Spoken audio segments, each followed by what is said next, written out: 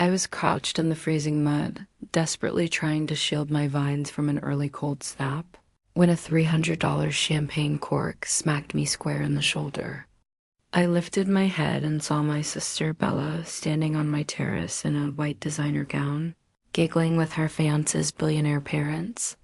She gestured toward me and announced, "Ignore the gardener.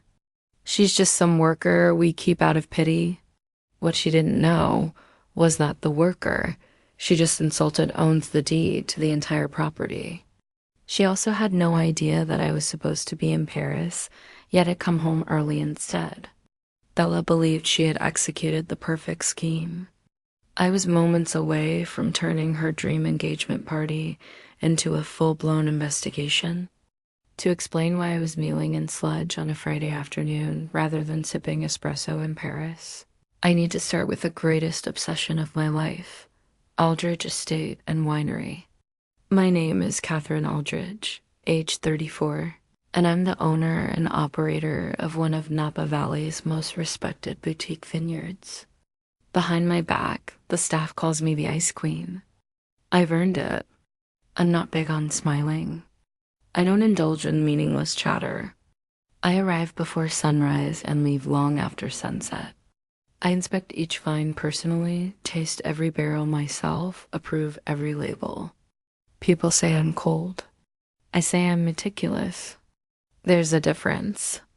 2 weeks earlier, I had booked a business trip to Paris meetings with French distributors. Tours of Bordeaux vineyards, the kind of networking a small estate depends on to survive. My calendar was blocked off, the staff briefed, my bags packed. Everything was lined up perfectly. Then the weather report shifted. A rare cold front was sliding down from Canada, threatening an early frost capable of destroying my entire $1 million Merlot crop. The grapes were at that sensitive stage ripe enough to harvest, but still on the vines. One freezing night would turn them into mush. I didn't hesitate. I canceled Paris instantly, rerouted my flight home, and drove straight from the airport to the North Vineyard, wearing whatever work clothes I'd yanked from the mudroom. Thick waterproof coveralls, rubber boots that reached my knees, a wool cap pulled low. The ground was already chilled, the mud heavy and sticking. I directed the crew as they deployed the wind machines and rigged the irrigation sprinklers for frost protection. My knees sank into the cold earth as I checked the soil temperature with my bare hands, calculating how much time we had before the freeze set in. That's when I heard engines. At first, I assumed a delivery truck had lost its way, but when I lifted my head over the rows, I saw a parade of luxurious limousines making their way up the long drive to the main villa. Black cars, polished like obsidian, moving slowly and deliberately like a funeral procession for someone unspeakably wealthy. I rose to my feet, mud dripping from my coveralls, confusion rapidly turning into concern. The estate schedule was supposed to be empty while I was away. The tasting room was closed for deep cleaning. The event staff had been given the week off. No one should have been here except a minimal maintenance crew. I started toward the villa, my boots squelching with each step. From the North Vineyard, it's about a quarter mile to the main house, a stunning stone mansion my great-grandfather built in 1921, all arched windows and ivy-draped walls. As I approached, I heard music, laughter, clinking glasses. A party. Someone was hosting an event in my home. I approached from the side, staying low behind the manicured hedges that framed the formal gardens. When I reached the stone terrace overlooking the valley, I finally saw them. The terrace was overflowing with guests. Perhaps 40 people, dressed in elegant cocktail attire, champagne in hand, chatting under the late-day sun while waiters in black vests circled with silver trays. A string quartet played something refined and overpriced near the fountain, and there front and center wearing a white gown that probably cost more than my monthly payroll, stood my sister, Bella, 27 years old, 7 years younger than me, and we might as well have been raised on different planets. Where I was direct and pragmatic, She was charming and manipulative. Where I worked 16-hour days to keep the vineyard afloat, she spent 10 years drifting between failed auditions and wealthy boyfriends. Our parents adored her, their radiant, charismatic youngest daughter who could do no wrong. I hadn't spoken to Bella in half a year. Our last conversation ended with her asking for rent money. I said no. She called me selfish. I hung up. Now she was standing on my terrace, smiling beside a tall man I didn't recognize and an older couple who radiated wealth like a furnace radiates heat. I straightened, ready to storm in and demand an explanation. That's when the champagne cork struck me. It hit my shoulder with more force than expected, a tiny missile fired from an extravagant bottle someone had just opened. It bounced off my muddy coveralls and disappeared into the grass. Every head on the terrace turned. I must have looked like something that had crawled out of a bog mud from head to toe, hair plastered to my scalp, boots coated in vineyard muck. Don't worry about the gardener, Bella said. She's just a hired hand we keep around out of pity. The woman beside her, Margaret Sterling, I would later learn, looked at me like I was an unwanted stray. Disdainful, dismissive, Bella added, her voice dripping with false sweetness. She manages things for the family. She's a bit greedy and difficult, so it's best not to deal with her. A hot punch of fury exploded in my chest. I opened my mouth, ready to shout that I owned every inch of this estate, that Bella was trespassing, that this entire event was built on lies. But something stopped me. Maybe it was the aristocratic contempt on Margaret Sterling's face, the assumption that I was beneath her. Maybe it was the slight smirk tugging at Bella's mouth, daring me to cause a scene. Or maybe it was the realization that confronting her here would give her exactly what she needed, a chance to twist the narrative, cry, claim it was all a mistake, paint me as the aggressor. So I did something she would never see coming. I stayed quiet. I let them believe I was staff. I let Bella stand. I turned and walked around the villa toward the staff entrance near the kitchens. Behind me, the party swelled back to live music and chatter rising as if I'd never existed. But something had shifted. Bella had taken advantage of my travel schedule to steal my property hosting strangers in my home, serving my food and wine, pretending to be the lady of the estate, and she'd done it believing I was an ocean away. She'd arranged this, planned it, committed to it, and now I would dismantle her world. I slipped through the staff entrance, leaving trails of mud across the tile of the service hallway. I needed my office. I needed to understand how she pulled this off. And then I needed to destroy her. I moved through the staff corridor, the hidden arteries of the estate, all fluorescent lights and white walls, the part guests never saw. I'd walked this hall countless times, but never like this. Never feeling like an intruder in my own home. My boots left muddy prints. Water dripped from my coveralls. I didn't care. Rage drowned everything else out. My executive office sat at the end of the hall, past supply closets and the break room. I pushed the door open. Sarah looked up from her computer, eyes widening. Ms. Aldridge? I thought you were in Paris. Sarah Miller, 24, fresh out of hospitality school, only 2 weeks into her job at Aldridge Estate. Eager, competent, and experienced. The type who followed instructions without questioning them. The type Bella could easily manipulate. I stood there dripping mud onto the marble floor, pinning her with a stare cold enough to ice a barrel. Why is there a party in my house, Sarah? She paled. I thought you approved it. I got an email. Show me. Her hands trembled as she pulled up her inbox and turned the screen toward me. There it was, sent 3 days earlier, from an address almost identical to mine, Catherine.aldridge@aldridgeestate.com. Almost, but wrong. My real address was Catherine.aldridge@aldridgewinery.com. This one was missing the W, a tiny detail, easy to miss. The email said, Sarah, I approve lending the villa to Bella's family this weekend free of charge. Coordinate with the catering team and open event spaces as needed. Do not disturb me while I'm in Paris. I reread the email twice, my jaw tightening a little more with every sentence.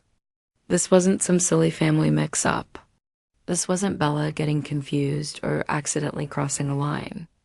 This was deliberate, methodical, criminal. She hadn't just stretched the truth. She fabricated an entire email identity to authorize access to properties she didn't own. That wasn't a misunderstanding. That was wire fraud, the type of offense federal prosecutors enjoyed turning into examples. The kind that could put someone behind bars if the wrong person pushed it. Bella had timed everything perfectly. She knew I'd be out of the country. She knew Sarah was new, eager to please, and unlikely to question an email that looked official enough. She knew precisely what she was doing when she created that knockoff address and gave herself permission to take over my home. There was no, oops, I made a mistake, defense left. Not after this. It's not your fault, I said, surprised that my voice came out cool and controlled. It was the cold tone, the one the staff jokingly called the Ice Queen switch, the one that made people straighten up and focus. You followed what you believed were proper instructions. Sarah looked like I'd slapped her. Her eyes went shiny with embarrassment. I'm so sorry, Miss Aldridge. I should have called to confirm. What's done is done.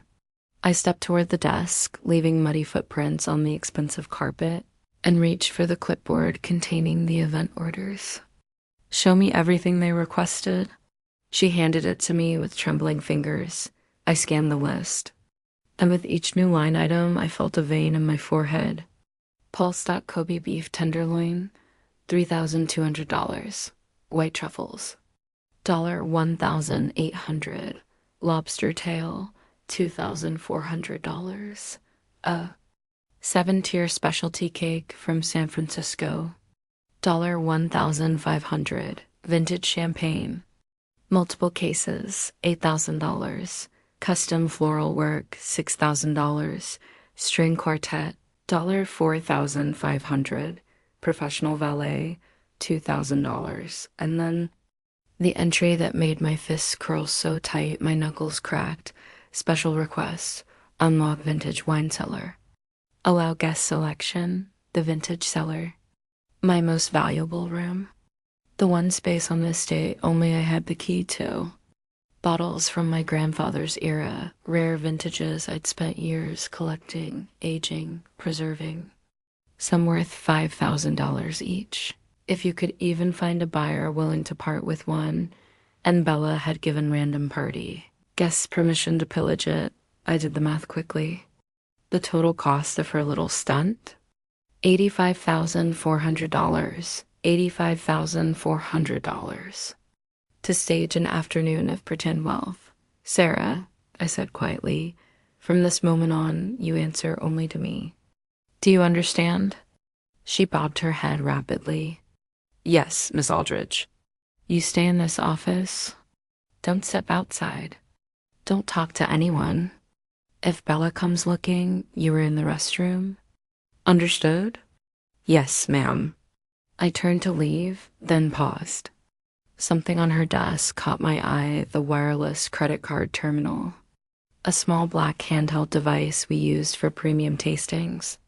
I picked it up and slipped it into the chest pocket of my coveralls. I'm going to need this. Sarah's eyes widened, but she kept her questions to herself. Good. She'd last a long time here. Left the office and continued down the back hallway toward the security wing, each step accompanied by the wet squelch of my boots.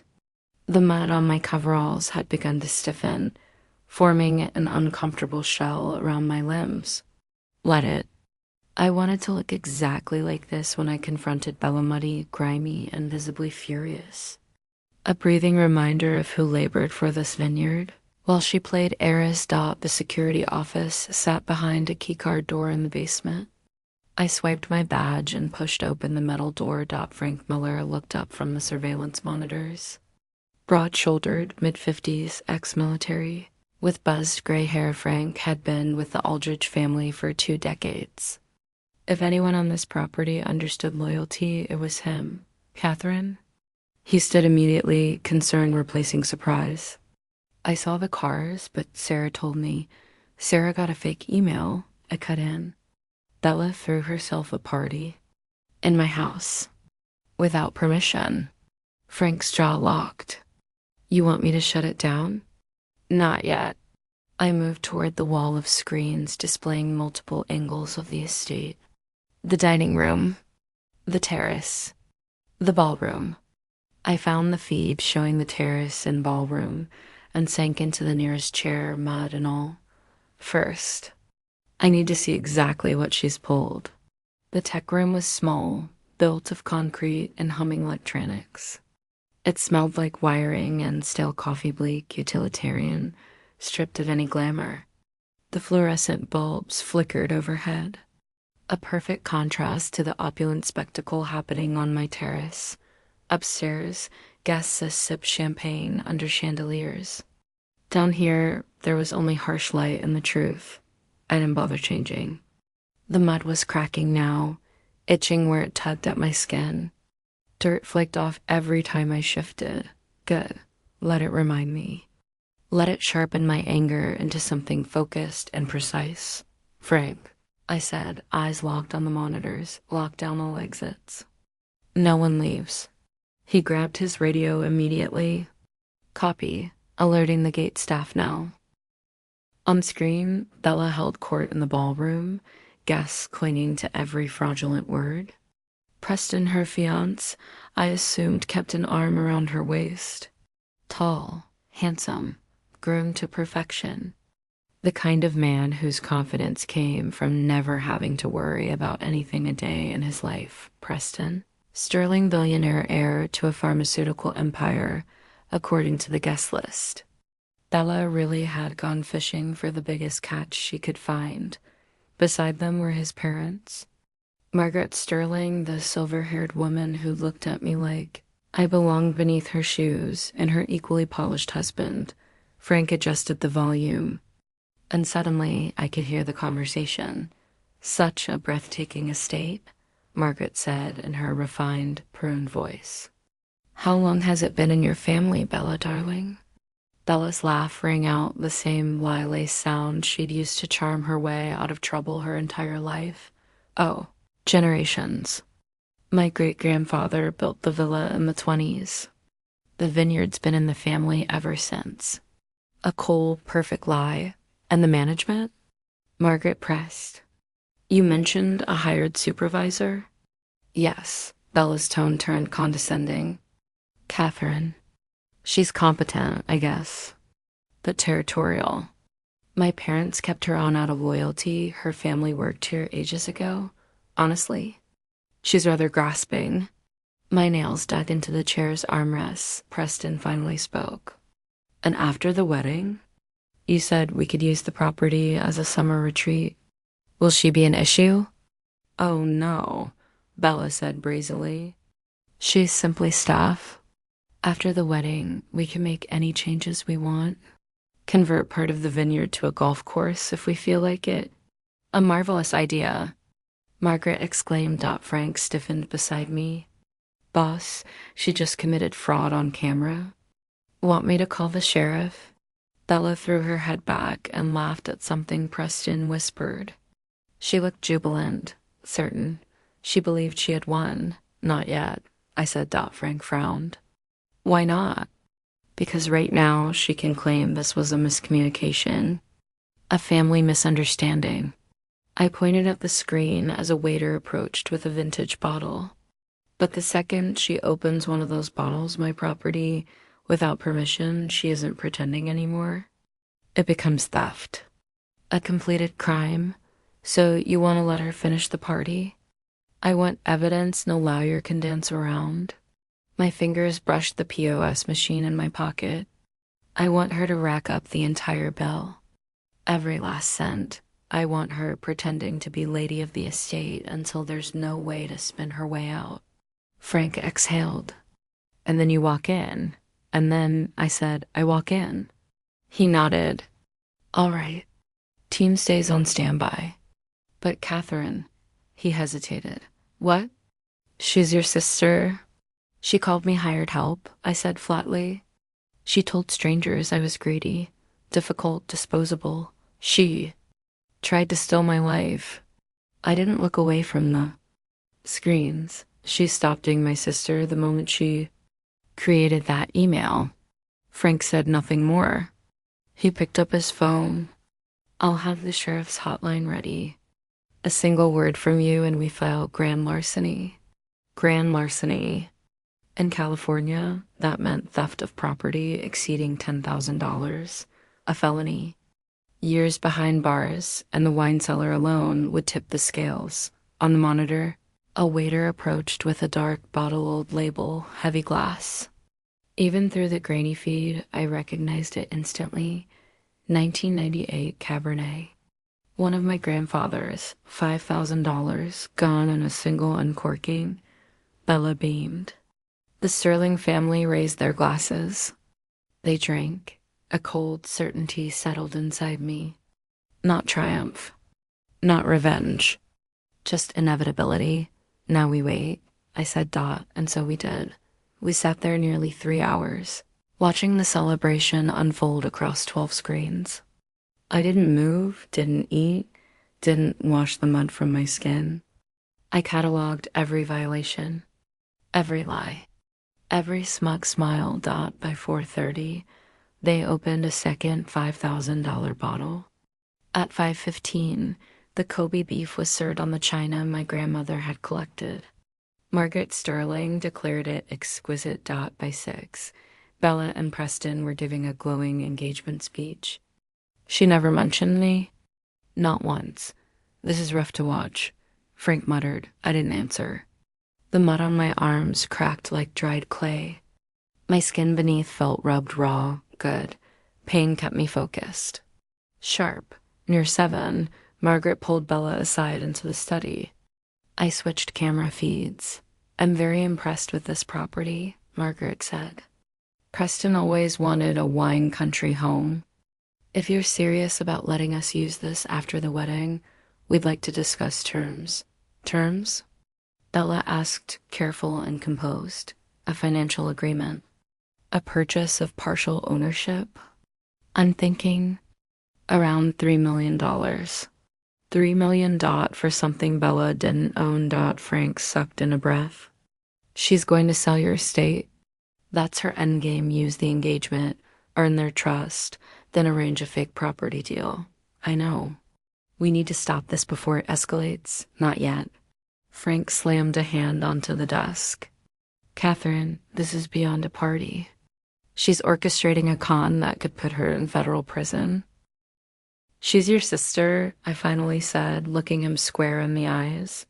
She stopped being my sister the moment she decided I was expendable. The moment she saw everything I've built and thought she could just take it. I stood, mud falling in wet streaks from my coveralls. I gave her chances, Frank. I loaned her money. Offered her real work here, pay, responsibility, everything. She refused because it wasn't glamorous enough. She wanted the rewards without earning them. And now she's trying to steal them. So you're just going to let her commit fraud on camera? He asked. I'm going to let her commit every crime she's capable of committing, I said, voice calm, cold. And then I'm going to make sure she pays for every single consequence she deserves. Frank was silent for a long beat. Then he nodded. All right. Your call, boss. On the monitors, the party was reaching its apex.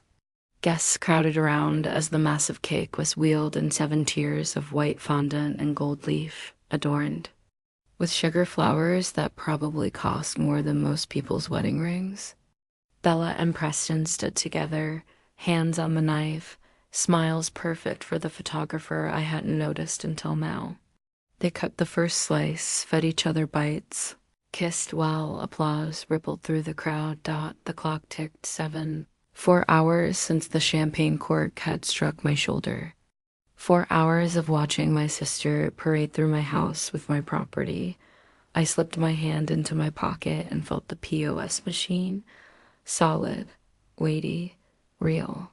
It's time. I said, Frank Rose, you want the security team? Gather them, yes, but let me enter first. I want them to see me alone.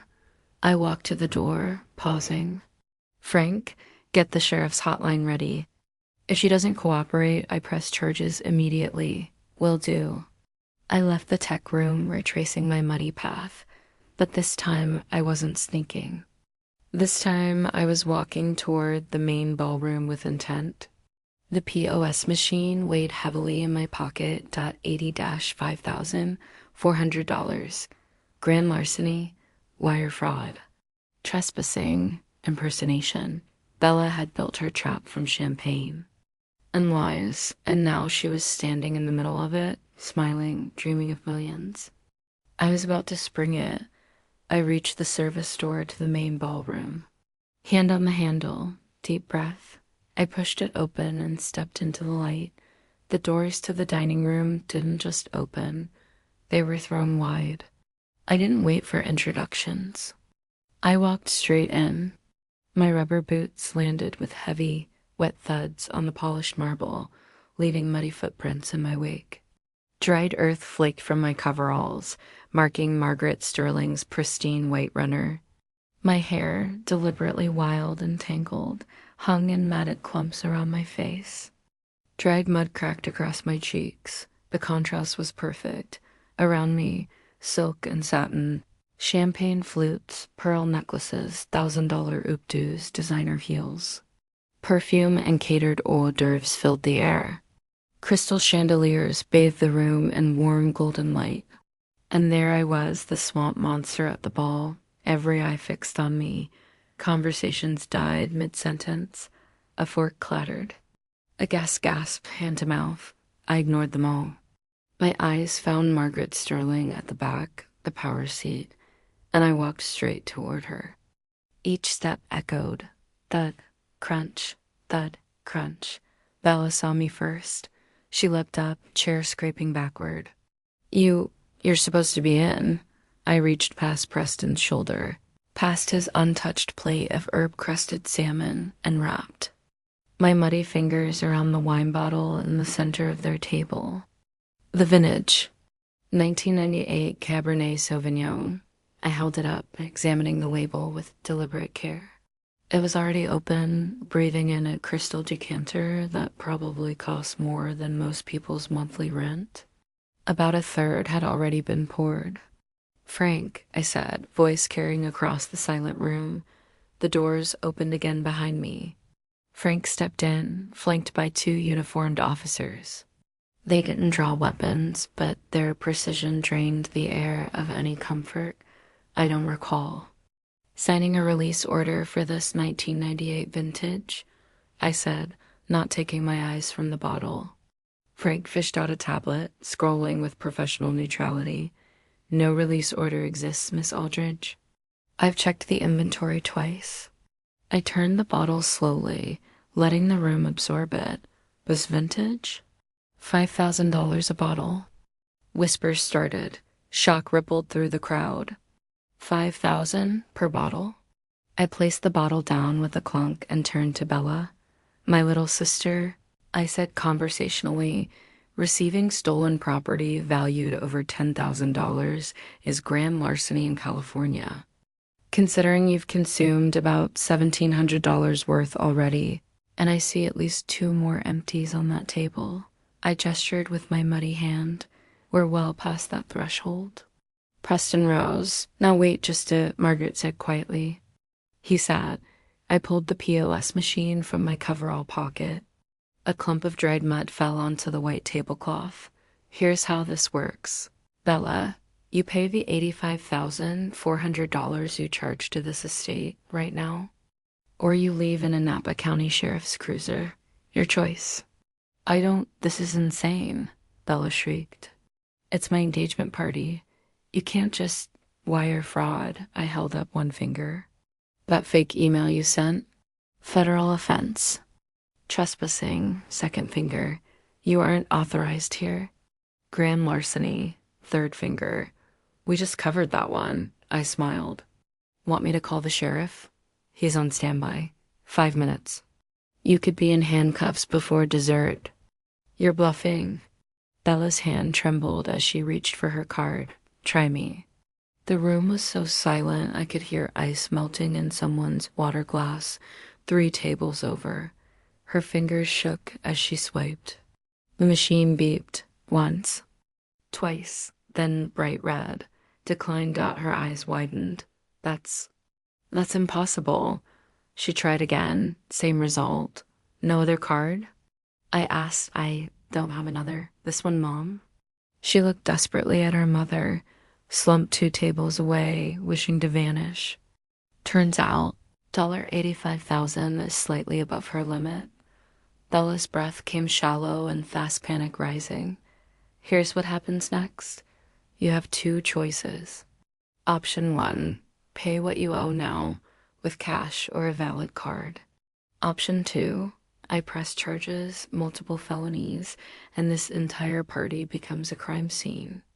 Champagne stops, catering halts. Everyone here, I gestured, watches you do the perp walk. Your engagement dress, I said, voice calm. Personally, I think option 1 is better for everyone involved. But I'm flexible. She can't pay. Preston finally spoke, his voice tentative. Can't you see she doesn't have it? Just we'll figure something out. Arrange a payment plan, maybe? I let the words hang in the air. For stolen goods? That's not how this works, Preston. A chair scraped sharply across the marble. Margaret Sterling rose, and the entire room seemed to hold its collective breath. Margaret was a woman who commanded attention. Effortlessly 70 years of inherited wealth. Social power radiating from her like heat from asphalt. Her silver hair swept into an elegant chignon, navy dress perfectly tailored, probably more expensive than my truck. Diamond earrings sparkled with every subtle movement. Her gaze met mine, really met me. I was a mud-splattered mess, hair wild, rubber boots at her granddaughter's engagement party.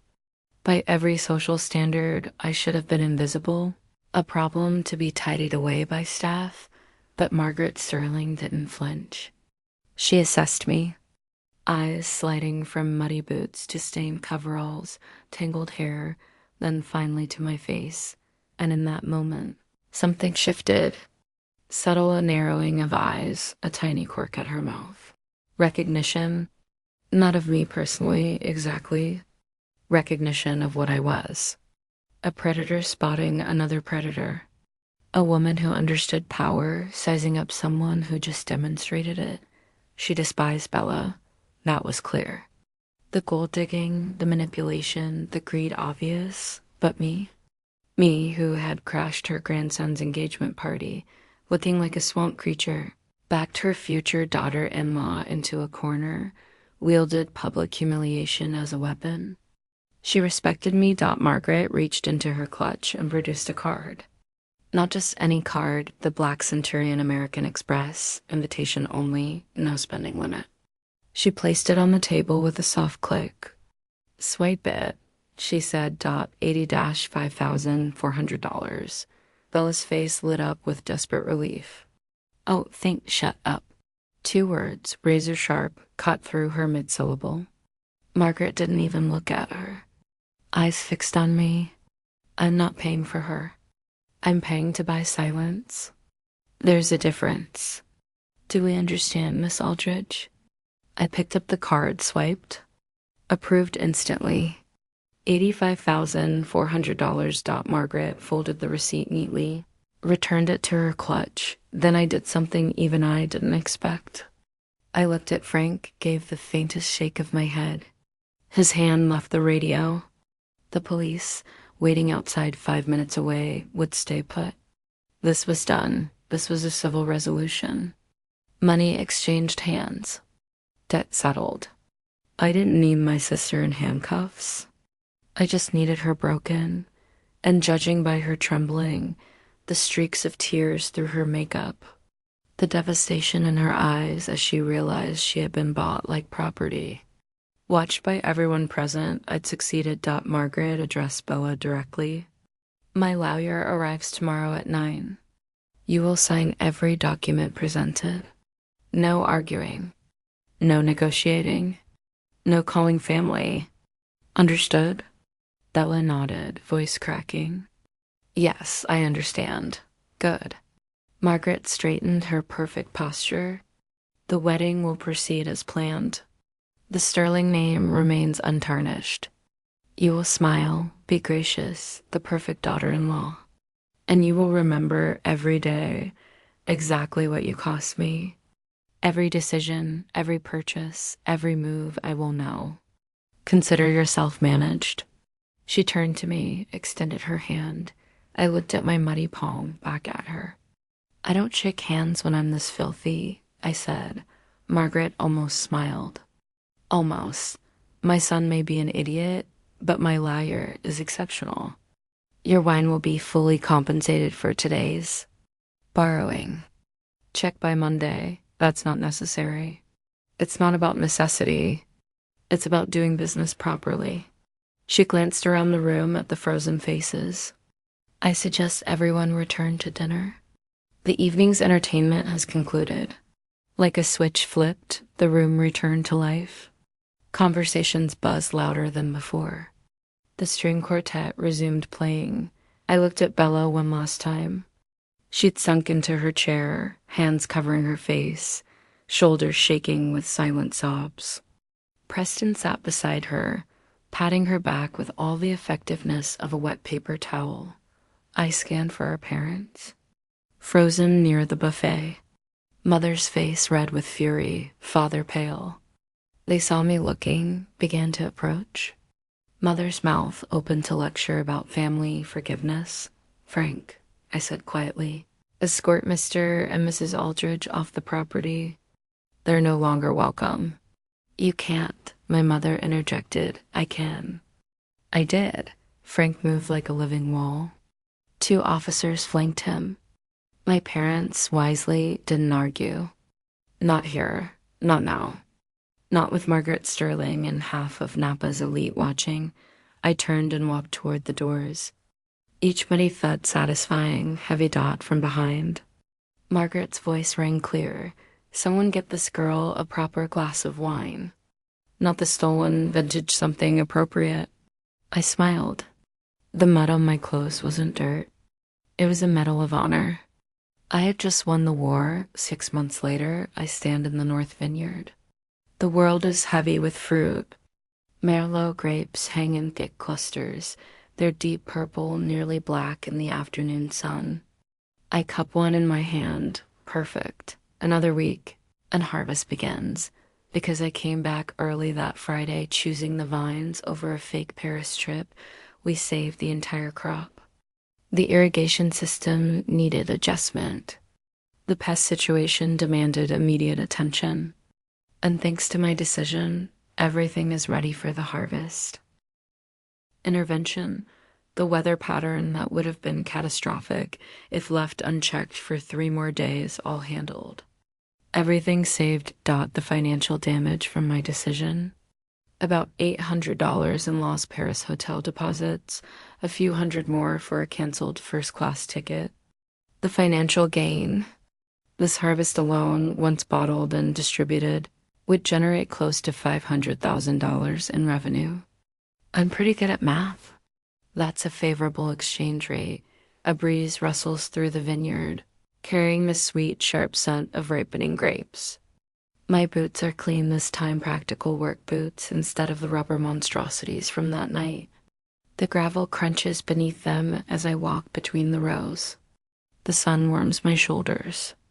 The California sky hangs in that perfect shade of blue that explains why people pay millions for land here. My phone buzzes. A text from Frank. Sterling wedding photos hit social media today. Thought you might want to know. I don't need to see them. I already know. The wedding went on full pomp and circumstance after the engagement party disaster.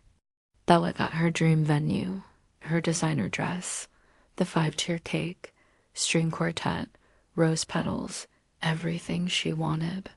She also got her prison sentence because Bella is now Mrs. Preston Sterling, living in the Sterling family compound, effectively on an ankle monitor. Margaret's exceptional lawyer drew up an airtight postnuptial agreement. Every purchase over $500 requires pre-approval. Every text, phone call, lunch with friends monitored and managed. Clothing allowance, personal spending account with strict limits, zero financial autonomy. She got what she wanted: wealth, status, the Sterling name. She just had to trade her freedom for it. My mother calls me cruel. 17 texts in the last month. How can you let Margaret treat your sister like this? Any compassion? Family loyalty? I delete them all because here's what she doesn't understand. I didn't do anything to Bella. She chose her path. She chose to steal, lie, commit wire fraud, trespass, grand larceny, manipulate, con her way into wealth. I only refuse to be her victim. I only enforce consequences when Margaret Sterling offered to handle those consequences, to buy Bella's compliance with the one thing Bella valued above all else, money and status. I didn't intervene. Margaret and I have an understanding now. Not friends. No lunches, no Christmas cards. But respect. Mutual recognition. Power isn't given. It's taken. Sometimes the cruelest kindness is letting people face the natural consequences of their choices. She sends a case of wine every month, top shelf, properly released from inventory. I send quarterly vineyard updates, occasionally advise on her wine investments. It's a good arrangement. My parents, permanently banned from the Aldridge estate. They haven't contested it. After the engagement party, escorted off by security, they seemed to finally understand their enabling days were over. No more emergency loans for Bella. No more guilt trips. No more family dinners pretending everything's fine. They chose Bella. I chose me. I chose the vineyard. I chose a future without parasites. Sarah quit 2 weeks after the incident. 3 paragraphs of apologies, 1 of notice. She's now at a tourist winery, giving tastings and selling souvenir corkscrews. She's happier, and it suits her. I reach the end of a vineyard row and look back at the villa. The sun dips lower, painting everything gold and amber. The building glows in the fading light stone, ivy-weathered grace. It's mine, fully, completely, without question. No more emergency loans siphoned to support delusions. No more missing inventory. No more choosing between sisterly duty and business. I chose business, and it was the right call. My phone buzzes again. Vineyard manager, harvest crew confirmed for next week. Looking good, boss. I confirm. I walk past the tasting room, select a bottle from the reserve, not the 1998. Something newer, but equally exquisite, and pour a glass. Ruby red in the light, notes of blackberry and oak. I step outside to the terrace, watch the sun set over the vines. That mud on my body that night? Not humiliation, not degradation, armor, statement, proof that I prioritized what mattered. Vines, harvest. Real work over appearances and social games. Walking into that dining room like a swamp monster, I wasn't embarrassed. They were. Bella, Preston, the designer dress guests, celebrating fraud, drinking stolen wine. Embarrassment was theirs. Lies, theft, empty status, they trafficked in it. I worked. I produced. I was real. I sipped my wine as stars begin to appear in the darkening sky. Was it worth it? My mother keeps asking. Destroying family, being cruel, unforgiving. Look at my vineyard. The harvest. My business thriving. Me standing here, debt-free, parasite-free, unbound. Yeah, it was worth it. Now I turn it to you. What do you think? My sister got her dream wedding, wealthy husband, Napa society status, but with chains attached. My mother says I'm cruel. Should I have handled it privately? Dressed nicely, confronted Bella quietly? She claims letting Margaret enforce consequences makes me as bad as the people I despise.